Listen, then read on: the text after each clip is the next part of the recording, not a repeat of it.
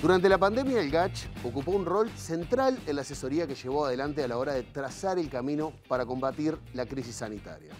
A su vez, se oyeron voces que llamaron a instalar el llamado Consejo de Economía Nacional, una especie de GACH económico, o un diálogo social que involucre a todas y todos los integrantes de nuestra sociedad.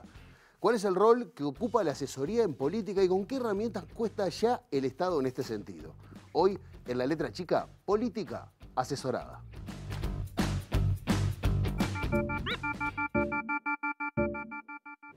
El GACH nació el 16 de abril del año 2020. El presidente de la República decidió llamar a Rafael Radi, a Henry Cohen y a Fernando Paganini, estos tres científicos uruguayos, para que encabezaran un grupo de trabajo de forma honoraria. El Grupo Asesor Científico Honorario, esta es la sigla del GACH, se encargara de asesorar al gobierno que estaba totalmente desnorteado. Miles de horas de trabajo no remunerado de decenas de científicos. Búsqueda de información y estudios del exterior sobre la pandemia, estudios de seguimiento de la evolución del virus acá en Uruguay, discusión y preparación de recomendaciones, reuniones con jerarcas de gobierno y redacción de documentos para la difusión pública. Nos hemos planteado como objetivo general el asesoramiento científico de calidad y conectado con la experiencia internacional para asistir a las tomas de decisiones gubernamentales. Todos los científicos que integran el Grupo Asesor Científico Honorario se reunirán este martes a las 6 de la tarde en un encuentro virtual. En la evaluación se plantearán reparos sobre cómo se maneja la línea entre lo que el gobierno anuncia y lo que el GACH avala, porque algunos integrantes dicen que hay una sensación sobre que en los mensajes que se envían desde el Ejecutivo parece que todo está amparado en la decisión científica cuando no lo está, y que algunas decisiones políticas llegan a la opinión pública desdibujadas como una decisión científica. Abril y mayo eran 2 meses que el Grupo Asesor Científico Honorario en su momento había planteado como claves tratar de reducir al máximo la movilidad para tratar de controlar la cantidad de contagios de casos nuevos de COVID-19, pero la realidad muestra que en los números los efectos de un abril no blindado también generó que en mayo hubieran muchos fallecidos, muchos contagios y también obviamente muchos ingresos a CTI. Se pone término a la tarea del GACH luego de 1 año y 2 meses de trabajo desde que comenzó la pandemia en marzo del año pasado y se declaró la emergencia sanitaria en el país. El Grupo Asesor Científico Honorario acordó poner fin a su colaboración con el gobierno en una reunión mantenida ayer en Torre Ejecutiva, como les mencionábamos. Habremos de discutir de acá en adelante si la experiencia del GACH, si esta interrupción del trabajo significa un fracaso, de alguna manera, del vínculo entre expertos y política, que es el talón de Aquiles de la democracia uruguaya. Manini Ríos informó que le entregó al presidente Luis Lacalle Pou y a las autoridades económicas su propuesta para crear un Consejo de Economía Nacional. Explicó que sería un órgano asesor, una especie de GACH, que estaría integrado por aquellos que tienen algo que decir en la marcha económica y que puedan en conjunto llegar a ideas para ser aplicadas por los distintos gobiernos. Dije, bueno, como el GACH fue un éxito, ha sido un gran aporte, indudablemente. Bueno, hagamos GACHes de todo, pero no es así. Es necesario que nosotras, como movimiento sindical sumamente responsable, que salió desde hace más de 1 año a plantear alternativas, no solos además, en conjunto con la Intersocial, con un montón, estamos hablando de decenas de organizaciones que se nuclean para dar propuestas, porque entendíamos que era una situación preocupante y todavía no dimensionamos cómo puede llegar a estar nuestro país después de que esta situación de emergencia sanitaria pase.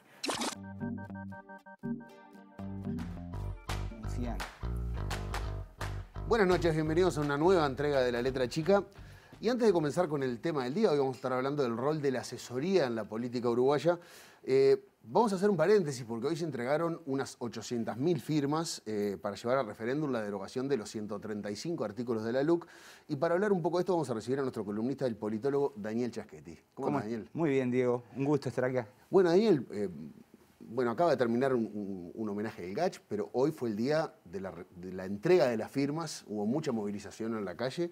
¿Qué breve reflexión podemos hacer sobre esta campaña, sobre el haber alcanzado las firmas? Bueno, mirá, primero mucha sorpresa, porque yo era de los que pensaba que era muy difícil que se alcanzaran las firmas. ¿Sentías que estabas solo en esa sensación? ¿O? No, mucha gente, ¿no? Incluso actores políticos que estaban convencidos de que era muy difícil, ¿no? Pero bueno, en primer lugar, sorprendido. En segundo lugar, lo que me gustaría decir es que este es un evento inesperado, ¿no? O sea, así como hay cosas que podemos prever, por ejemplo, podemos prever de que, yo qué sé, en el Parlamento va a haber 3, 4 interpelaciones por año, podemos prever que a medida que se acerca la elección, bueno, la coalición va a estar más débil, pero este tipo de eventos no los podemos prever. Y son muy importantes, porque para un gobierno como el de Lacalle Pou, muy centrado en su figura, tener una elección a mitad del periodo, un referéndum que se va a volver casi que un plebiscito sobre su gobierno, no es nada grato, es un problema, es una dificultad. Y esto diría que va a cambiar en cierto modo el escenario post-pandemia. O sea, el escenario post-pandemia estaba pensado de una manera, pero con un referéndum en febrero o marzo va a ser bastante diferente, ¿no? ¿Esa es la fecha que estamos hablando en caso de que las firmas sean todas validadas y se llegue al número? 150 días hábiles que son casi 6 meses. Y eso caería a mitad de enero. Después 120 días para organizar el acto, la Corte tiene que definir el día. Será en marzo. ¿Y la campaña cuándo arrancaría? Y la campaña arranca mañana. Eso es lo que me parece, ¿no? O sea, se va a estar hablando de la LUC. Va a ser el gran cambio cualitativo. Porque cuando se juntan firmas, los que tienen que hablar del problema son los que juntan las firmas. Pero una vez que se validan las firmas, bueno, ahí entran los dos actores y bueno, el gobierno va a tener que defender la LUC. Daniel, si te parece, vamos a meternos en el tema del día. En los últimos años hemos notado que tanto en la campaña electoral como en la gestión, el asesoramiento pasó a desempeñar, o por lo menos a simple vista, un rol casi central. ¿De qué se trata esto de asesorar en política? Mirá, es un tema muy antiguo en realidad, ¿no? O sea, los políticos siempre tratan de rodearse de colaboradores, de gente que los ayuda a tomar decisiones. Cuando los colaboradores tienen algún tipo de especialización, bueno, sus consejos tienden a ser mejores. Esta diada, que es por un lado el decisor, que es el político, y el asesor, que puede ser un experto en algún tipo de disciplina, es una relación complicada, porque bueno, el asesor lo que puede ofrecer son alternativas, ¿no? Puede ofrecer ayuda para tomar decisiones, pero el principal es el político. Y a lo largo de la historia del país, bueno, esa relación entre saber especializado y política nunca ha sido fluida ni lineal, ¿no? Por eso tenemos una partidocracia y no una tecnocracia, ¿no? Bien, pero a los técnicos les es difícil permear el sistema político porque los políticos uruguayos son bastante desconfiados, son bastante intuitivos y por eso no es una relación sencilla, ¿no? Bueno, digamos que el trabajo de los asesores, dentro de todo, tiene una ventaja, que es que las repercusiones no caen sobre ellos, caen sobre la persona que termina tomando esta decisión, en este caso un político. ¿Pero por qué se los contrata entonces?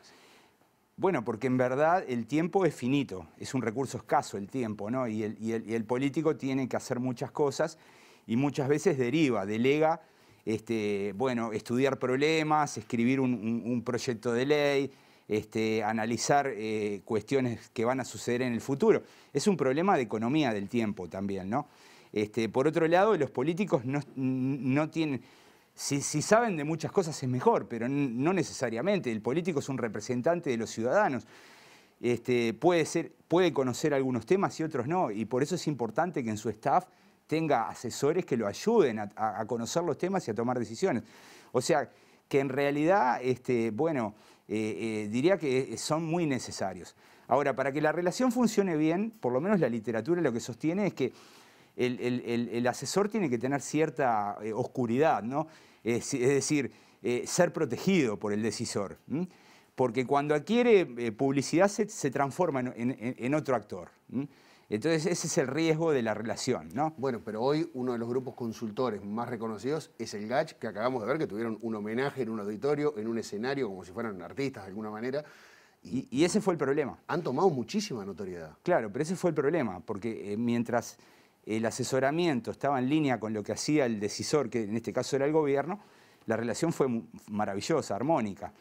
pero cuando el asesoramiento dejó de estar en línea, es decir, cuando el GACH decía tenemos que ir para acá, tenemos que bajar la llave, y el gobierno decidía hacer otra cosa, ahí comenzaron los problemas.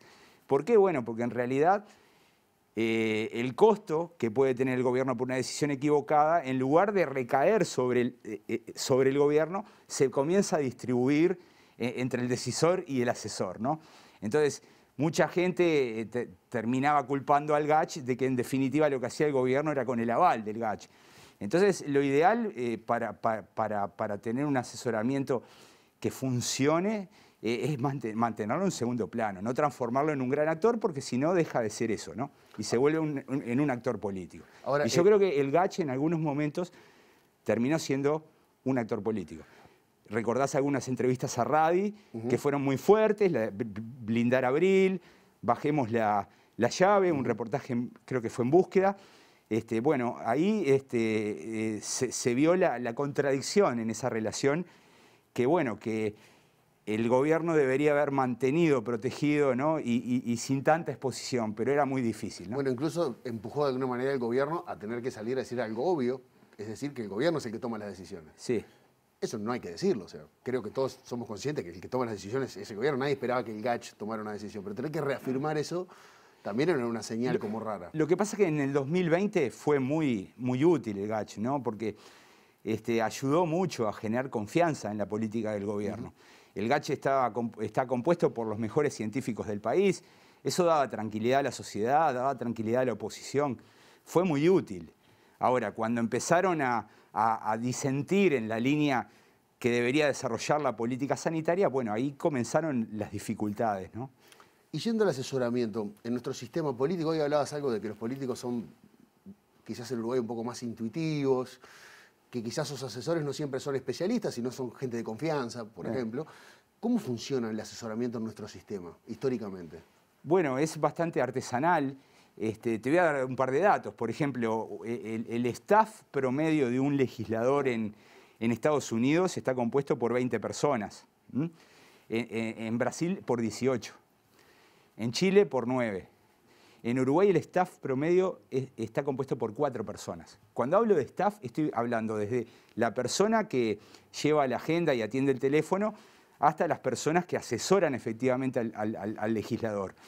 O sea, en Uruguay ha sido más bien artesanal. El sistema político uruguayo ha sido muy, digamos, muy avaro a la hora de invertir en esto. En algunos momentos se propuso, por ejemplo, en el Parlamento conformar sistemas de asesoramiento y se desechó. Eso pasó, por ejemplo, en 1998. Y digamos que, bueno, que se han optado por soluciones más económicas. Los pases en comisión, una buena parte de esos pases en comisión hoy son asesores, pero digamos que es muy desparejo, ¿no? Podemos encontrarnos con algunos senadores o diputados que tienen muy buenos asesores y otros que en realidad tienen militantes. O sea que no hay una homogeneidad. Y yo creo que en ese sentido, en la introducción aparecía una frase de Fito Garcés que decía, es un problema que tiene... Yo diría que el problema consiste en que, bueno, en que muchas veces la interfase entre el saber especializado y la política no está garantizada, no fluye de manera correcta y bueno, hay que hacer un esfuerzo por mejorarlo. Ahora, estamos en un país que es austero, en este caso. Me das el ejemplo de Estados Unidos con 20 asesores por legislador, acá sería un escándalo. Pero, ¿qué aporta el tener una asesoría más profesional, por ejemplo, en el Parlamento? Mejores decisiones. Mejores decisiones. En cuanto a la perspectiva de la interpretación de leyes. Pero venimos de 10 años donde se escribían mal las leyes. Todo eso se podría haber evitado. Con mejor asesoramiento. Claro, pero además una ley en realidad es una política pública y tiene que estar bien diseñada. Cómo va a ser aplicada, cómo va a ser evaluada, qué indicadores vamos a... todo eso es relevante y el saber especializado puede ayudar mucho. Hay que también decir que, bueno, que el Parlamento uruguayo ha contado con la, digamos, el aporte desinteresado y honorario durante décadas de los médicos, intelectuales uruguayos que de manera gratuita van a las comisiones a asesorar, ¿no? Acá está Oscar Botinelli.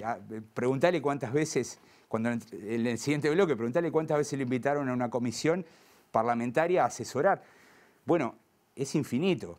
Y ahí hay como una contribución de la propia sociedad civil y de la Academia Uruguaya a apoyar, digamos, al proceso de toma de decisiones. ¿Son escuchados?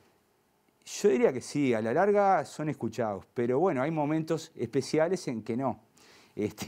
Entonces yo diría que, bueno, que en realidad yo estoy a favor de que haya mejor especialización, de que la política tenga soportes especializados más firmes, pero tampoco creo que sea nuestro principal problema, ¿no?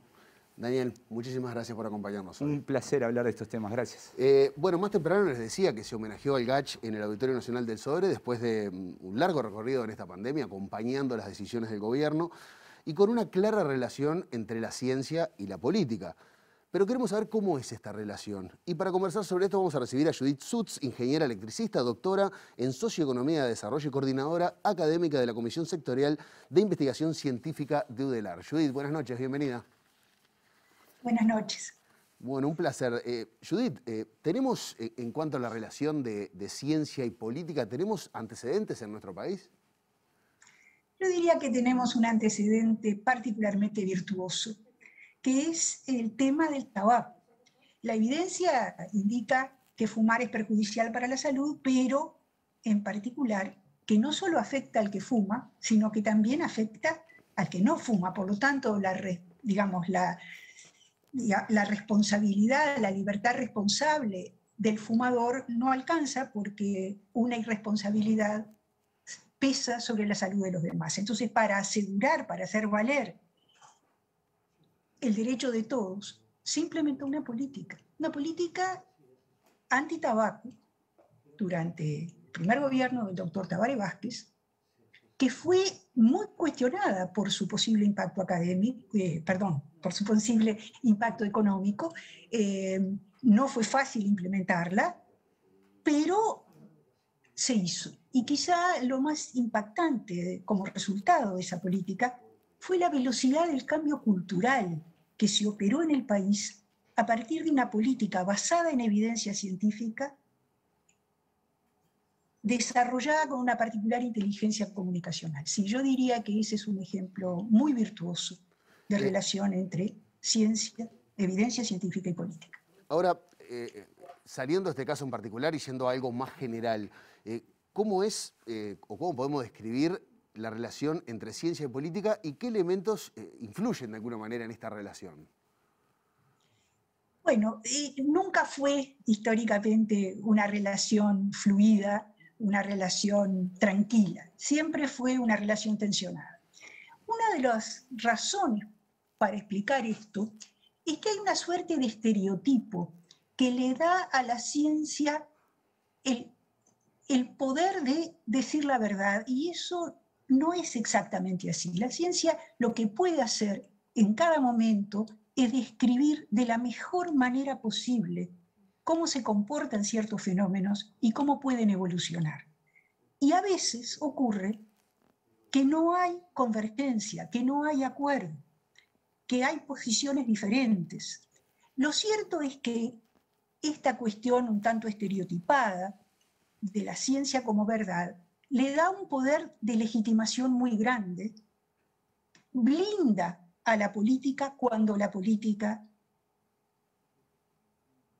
traduce en actos lo que la evidencia científica sugiere que es la conducta a llevar a cabo para obtener cierto tipo de resultados.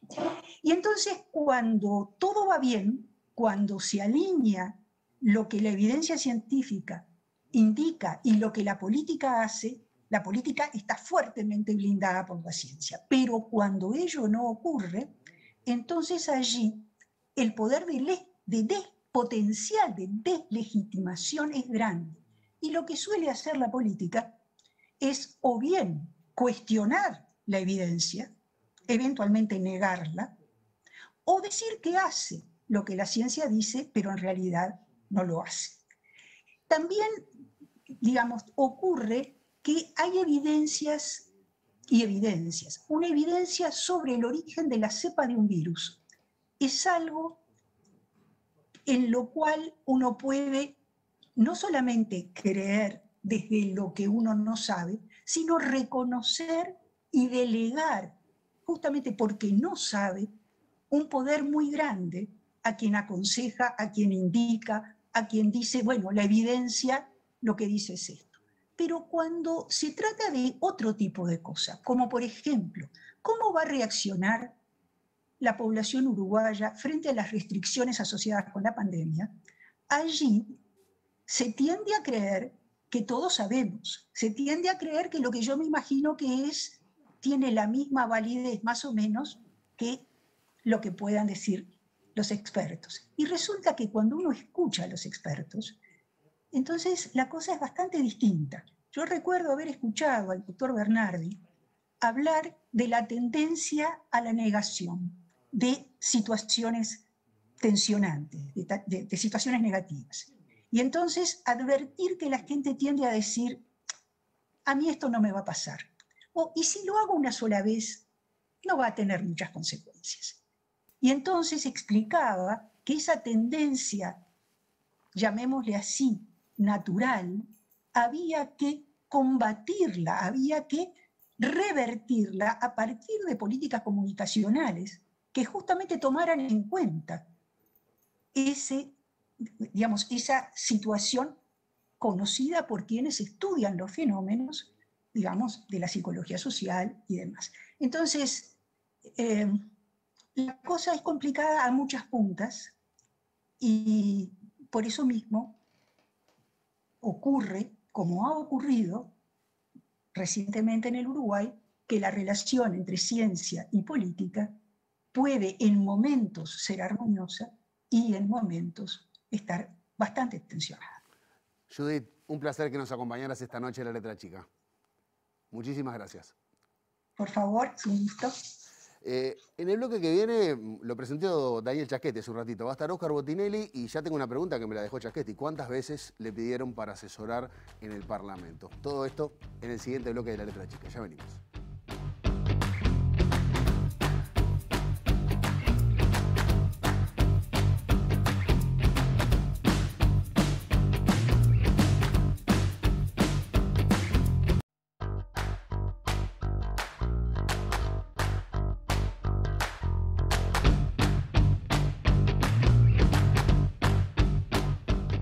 El economista Ignacio de Posadas propuso constituir una especie de GACH económico. Tanto el Frente Amplio como el PIT-CNT llaman a un diálogo social. Guido Marini Ríos, por otro lado, planteó instalar el Consejo de Economía Nacional. Bueno, ¿qué se busca con estas propuestas y qué puntos en común tienen esos proyectos? Para conversar sobre esto recibimos a Oscar Botinelli, politólogo y presidente de la consultora Factum. Oscar, bienvenido, buenas noches. ¿Qué tal? Buenas noches. Oscar, antes te voy a hacer la pregunta de Chaschetti, que me quedó en el aire. ¿Cuántas veces te llamaron para asesorar de forma honoraria en el Parlamento? Bueno, no las he contado, pero diría son varias por año, por Cámara, desde hace más de 30 años, ¿no? ¿Cómo lo recibís eso? Bueno, es un aporte, ¿no? Que se considera una especie de deber cívico, el ir a volcar los conocimientos, lo que uno se ha dedicado a estudiar toda la vida, para lo que es el mejoramiento legislativo en Uruguay. Hay temas que además, en lo más específico de uno, que es el tema de sistemas, es una discusión permanente desde los años 80, que se discute más o menos con variantes en los mismos temas, ¿no? Por ejemplo, ahora uno de los últimos temas es lo que se le ha llamado el financiamiento de la democracia, que en definitiva es el financiamiento de los partidos políticos y las campañas electorales, ¿no? Oscar, hablábamos de estos proyectos económicos que quizás tengan algunos puntos en común, hablábamos de este diálogo social propuesto por el Frente Amplio del PIT-CNT, el GACH económico que planteó de Posadas y el Consejo de Economía Nacional del senador Guido Marini Ríos. ¿Se puede decir que estos proyectos intentarían cumplir un rol de asesoría política? Bueno, a ver, vamos a diferenciar algunas cosas. El GACH, que hoy se homenajea, el Grupo de Asesor Científico Honorario, fue un grupo que cumplió dos roles un poco confusos para el grueso de la sociedad, que era un grupo verdaderamente asesor durante muchos meses en la forma que se presentaba, en la presidencia de la República, con el cartel presidencia de la República, con el presidente muchas veces en medio de la conferencia. Mucha gente lo tomaba que era el grupo que dirigía la política sanitaria.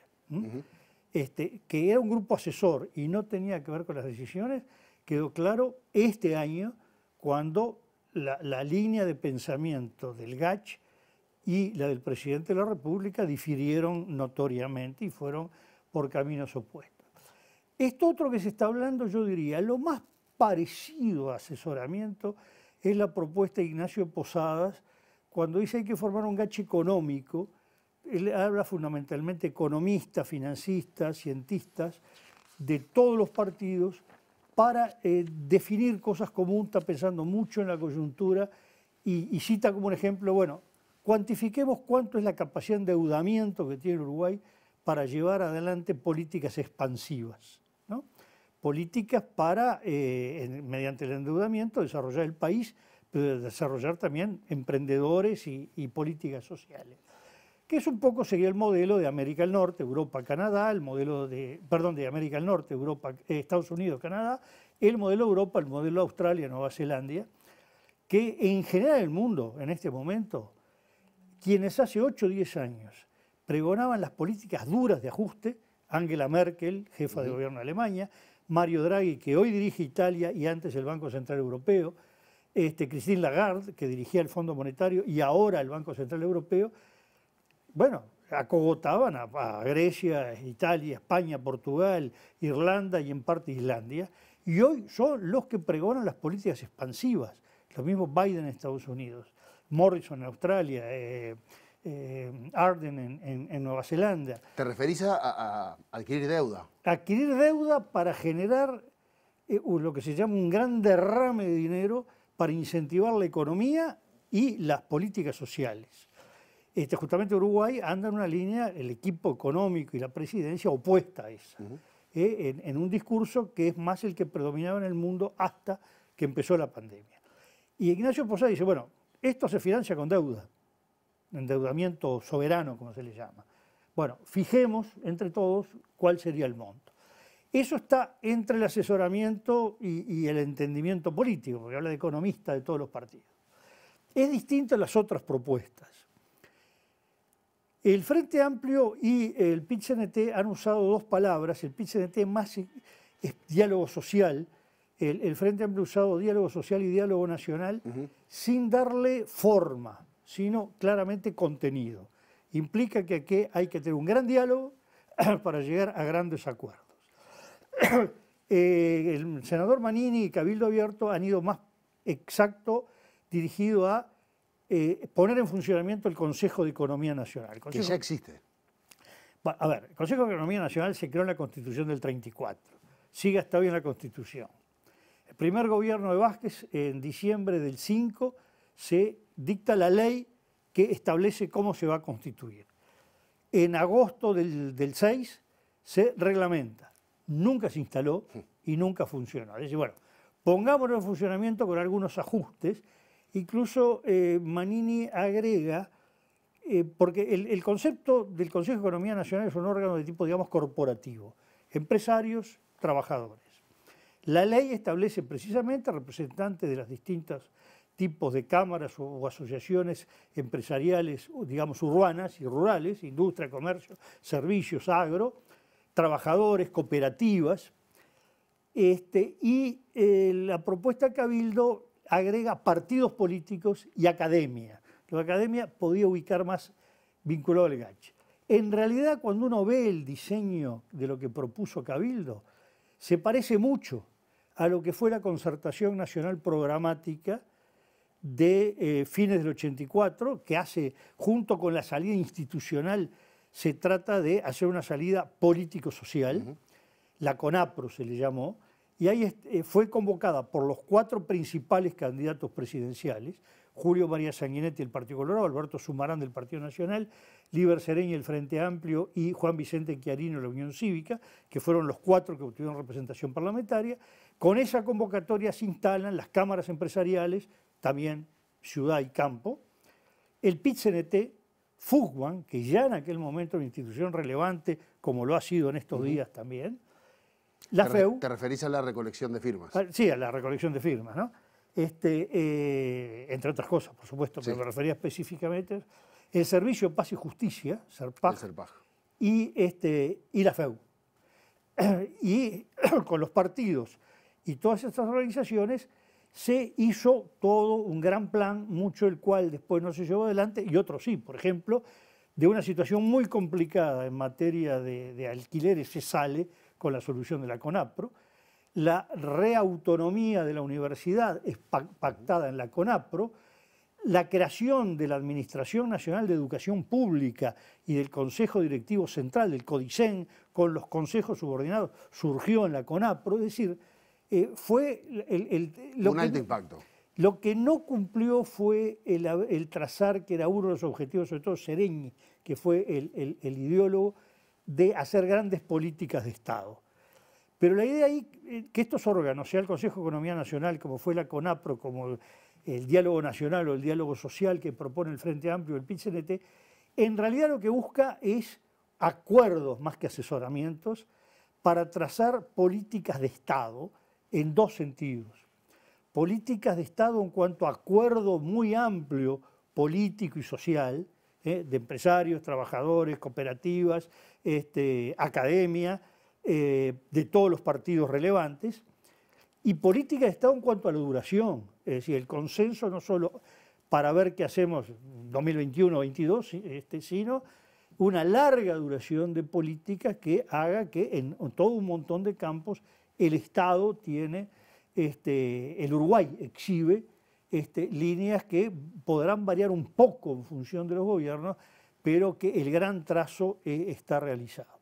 Es decir, que en este sentido hay una serie de coincidencias, más allá de las diferencias de formulación entre lo que propuso Ignacio Posadas, más limitado a lo económico y la coyuntura, el caso de Ignacio Posadas, más allá de corto, mediano y largo plazo, lo de Cabildo Abierto por un lado, lo del Frente Amplio por otro, lo del PIT-CNT, que están en un espacio común de búsqueda de soluciones a través de gran diálogo, que en esto coincide mucho con el espíritu que hubo en la salida de la dictadura del 84, que era no solo cómo se hacía la transición institucional, sino que para que las instituciones se consoliden tiene que funcionar el país. Para funcionar el país hay que resolver muchos problemas de tipo económico y de tipo social. No es solamente decir, bueno, se restableció la Constitución, volvieron las cámaras y cada cual lo suyo. Por algo se llega a una interrupción institucional, no es por causas estrictamente políticas. Y este es un camino que el mundo ha recorrido. Primero fue el modelo sueco, entre el 33 y el 38 hay una serie de pactos, que Suecia era un país relativamente pobre en esa época, y ahí lo lleva adelante los pactos de la socialdemocracia con los empresarios urbanos y rurales. En aquel momento Suecia tenía un empresariado rural fuerte y los sindicatos, y que da lugar al pacto que permite el gran desarrollo de Suecia y transformarlo en una potencia. España, con la salida política del franquismo, también construye grandes pactos. Hay dos tipos de pacto, el político y el jurídico político por un lado y el económico social por otro, el económico financiero que hace Adolfo Suárez con los partidos políticos, con empresarios, con los sindicatos en el 77, y por otro lado el que hace Felipe González, ambos en la Moncloa, en el 82, que ya el de Felipe González fue un poco más coyuntural, más cómo hacemos para impulsar la economía en un momento complicado. Pero hay una base de estos pactos, sobre todo está formulado en el 67 y lo expresa Felipe González, que en ese momento era líder de la oposición, es decir, acá no se trata de ver quién tiene la culpa de nada, sino cómo construimos el futuro. No es para cobrar cuenta que se hacen estas cosas, es para construir, ¿no? Bueno, pero estamos hablando de una coyuntura, y quizás desde la última campaña, donde si algo está pasando en nuestra política es que se intenta cobrar cuentas todos los días. Y te quiero hacer una pregunta. Me dijiste los puntos en común que tienen, todos suenan bárbaros. Estamos hablando de un pacto para potenciar al país, para poder salir adelante, para generar un diálogo nacional. Y la pregunta es básica. ¿Es viable en la coyuntura actual política de nuestro país lograr ese tipo de acuerdos tan grandes? Y la otra, ¿es necesario? Bueno, el tema es este. En general, lo que enseña la historia... Uruguay está en una situación complicada. A veces no nos damos cuenta. La pandemia ha agudizado algunas situaciones. Y además Uruguay tiene el problema de un país chico con muchas dificultades de relacionamiento con el mundo. Solo es un país de poco peso en el mundo entero. Entonces, la búsqueda de pactos, en el sentido de acuerdos, de entendimiento, no asegura que estos acuerdos se logren. Nunca está garantizado. Lo que importa es el esfuerzo por buscarlo. Hacer una síntesis. Hay temas que dos partidos coinciden muchísimo y en otros temas esos mismos partidos están en las antípodas. Eso es parte de una sociedad plural y de un sistema político plural, y eso hay que entenderlo. El espíritu de diálogo es toda una postura mental. Saber que yo voy a buscar, sabiendo que tengo cosas insalvables con otro, diciendo, bueno, ¿dónde están las áreas que podemos encontrar entendimiento y cuáles son las que vamos a tener disensos que se dirimirán en las urnas? Será la gente la que diga si irá para acá, para allá, porque ahí no hay posibilidades de entendimiento. Ahora, esto no es nada utópico. El Uruguay no hubiera tenido la salida que tuvo de la dictadura si no hubiera habido una política de entendimiento, que no fue todos juntos a la vez en el mismo momento, pero se construyó en distintas etapas con distintos tipos de acuerdo, que yo diría funcionaron básicamente desde el 82-83, sólidamente desde el 84, hasta más o menos el 88. Y ahí se sentaron las bases de la transición. Y había un espíritu de acuerdo con diversidad bastante significativa también entre los partidos. Pero claro, en aquel momento era, bueno, se está caminando sobre huevos, ¿no? Hay que evitar que se rompan porque está todo muy delicado. A veces, cuando la situación es mucho más riesgosa, es más fácil que haya el espíritu de acuerdo. El tema es si hoy se llega a esa idea que es necesario este tipo de acuerdo, o se cree que a través de políticas de tipo partidario o de pequeños acuerdos camina el Uruguay. Bueno, esas son opciones también, donde habrá una visión u otra. Y yendo más cerca en el tiempo, en la crisis del 2002, por ejemplo, ahí también hubo una especie de diálogo social donde se tuvieron que poner de acuerdo en una salida que evitó, entre otras cosas, quizás, esto es hacer un supuesto nada más, que pasaran cosas que estaban pasando en la región y que acá no pasaron. Sí, el 2002 fue un periodo de grandes entendimientos, lo único que no fueron, en general, ni públicos, ni a través de un tratado. Entonces hay mucha gente que participó del 2002 y dice, ¿cómo van a decir que tal colaboró, si no fue así, hizo tal otro? Fue muy refinada la salida del 2002. Tan refinado que permitió aprobar una ley, como fue la ley que posibilitó la apertura de los bancos, donde el Frente Amplio hizo todo lo posible para dejar que se aprobara estando en contra. Y donde ahí participó el PIT-CNT, AEBU en primer lugar, bueno, en un tema bancario, el central, el Frente Amplio, bueno, Achugarri, que fue el gran costurero de todo ese acuerdo que era dificilísimo, que hubo que hacerlo en jet. Los bancos se cierran el martes, o el lunes más bien a última hora, y el domingo está aprobada la ley para que el lunes entrara el dinero para poder reabrir los bancos. Mientras el sábado y domingo se aprobó en las dos cámaras. Cuando dice, no, las leyes llevan mucho tiempo. La ley se aprobó en dos cámaras en 48 horas. Y se terminó de redactar en la madrugada del viernes al sábado en el Ministerio de Economía, donde había economistas y políticos del Frente Amplio, dirigentes del PIT-CNT, dirigentes bancarios, dirigentes colorados, dirigentes blancos, y ahí surgió el acuerdo. Es decir, el 2002 Uruguay tuvo una salida que evitó las crisis sociales, como la Argentina. Acá no se rompieron vidrieras, acá hubo muy pocas escenas de violencia, acá se reprogramaron los depósitos, está bien, a un costo, que fue fijar tasas interesantes de interés, sin que la gente se sintiera que la habían estafado, que fue exactamente lo opuesto a la Argentina. Y eso producto de ese gran diálogo que permitió esa salida del 2002, que era muy difícil, que por supuesto hubo discrepancias entre las fuerzas políticas y en el debate electoral del 2004 afloraron las distintas visiones que hubo, pero se salió con consenso y con acuerdo en el 2002. Y eso es un poco lo que está planteado, que no quiere decir que haya consenso para el consenso. Es decir, hay sectores políticos que claramente tienen una visión distinta.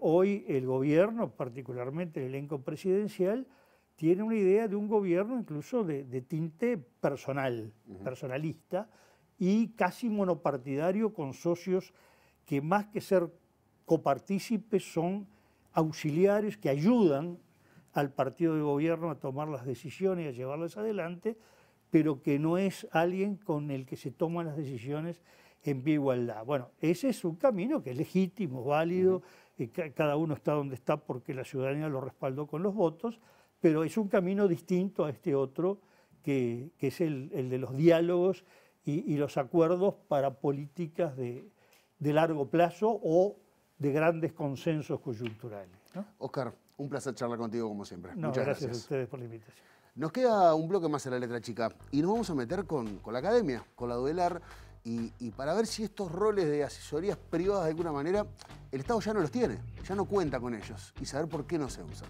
Ya venimos.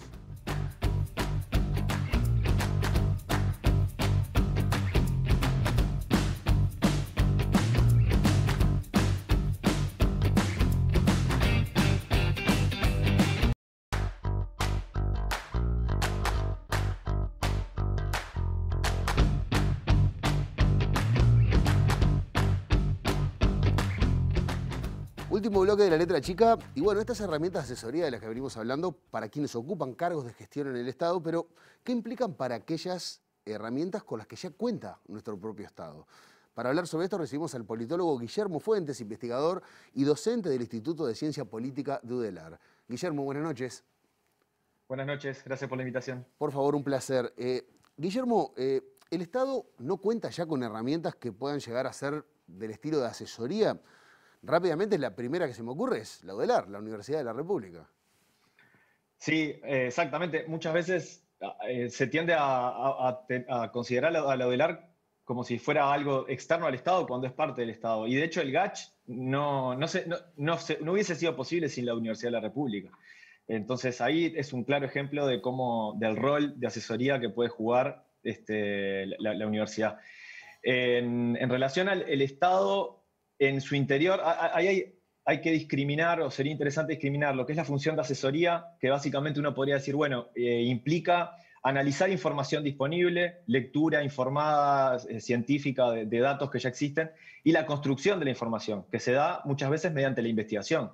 Y por eso es fundamental el apoyo a la investigación, en este caso a la investigación desde el Estado, desde el sector público, porque es desde ahí que se generan los conocimientos necesarios para promover un sinfín de acciones para el desarrollo económico, social del país, y es algo que se ha vuelto todavía mucho más patente y mucho más gráfico a partir de todo lo que ha venido ocurriendo con la pandemia. Porque hace a la autonomía de los estados, la capacidad que tenga un estado de llevar adelante políticas que se orienten hacia el bienestar del conjunto de la población o de aquellas personas que necesitan la atención del Estado, sectores productivos, educativos, sociales, independientemente o pudiendo evitar presiones o capturas de parte de intereses privados. Bueno, entonces, perdón, Guillermo, pero ahí se mete un poco la idea de Estado que tenga el partido político que esté en el poder. Exactamente, exactamente.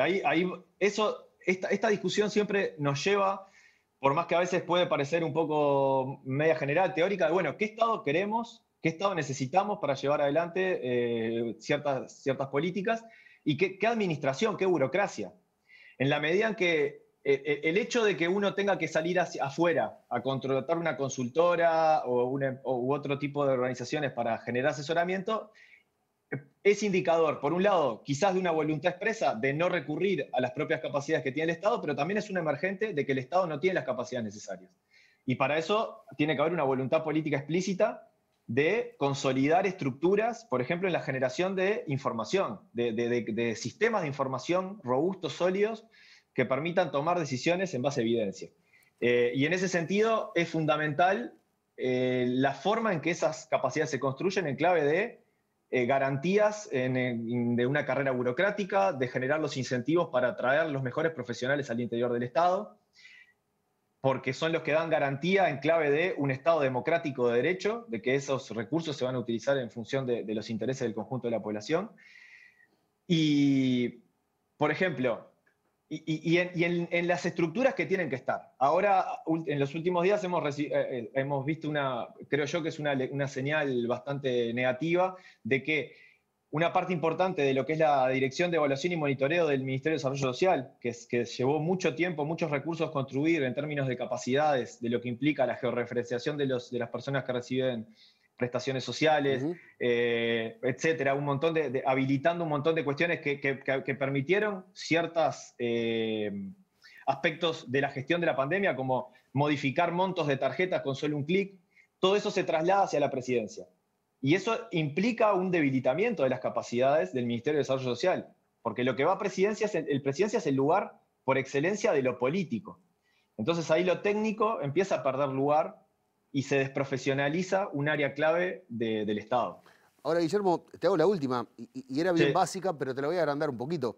Te iba a preguntar, ¿por qué no fortalecer lo que ya tenemos en lugar de ir a buscar asesorías externas? Pero por eso te hablaba del qué tipo de Estado pretende el partido que está en el gobierno, porque ¿qué pasa cuando se desconfía de Uddelar, por ejemplo? Cuando existe desde lo político una desconfianza en lo técnico basada quizás en lo ideológico o en la presunción ideológica que puede llegar a tener un ente estatal. Parece incoherente, pero pasó.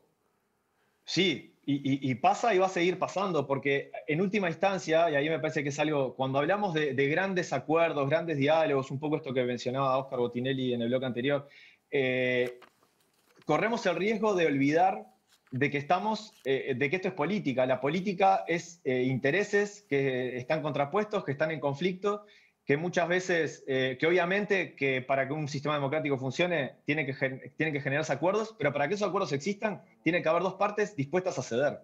Cuando el dogmatismo es lo que impera, cuando hay desconocimiento, hay muchos elencos de este gobierno que desconocen el funcionamiento de la Uddelar porque nunca pasaron por el Estado en sus canales de formación, no saben cómo funciona la universidad, y entonces se parte de una desconfianza que es más un preconcepto que una realidad. Entonces eso obviamente dificulta que sea considerado como un actor, como lo que es un actor súper relevante para cualquier estrategia de desarrollo que quiera tener el país.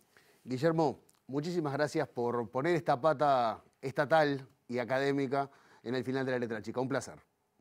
Un placer, muchas gracias.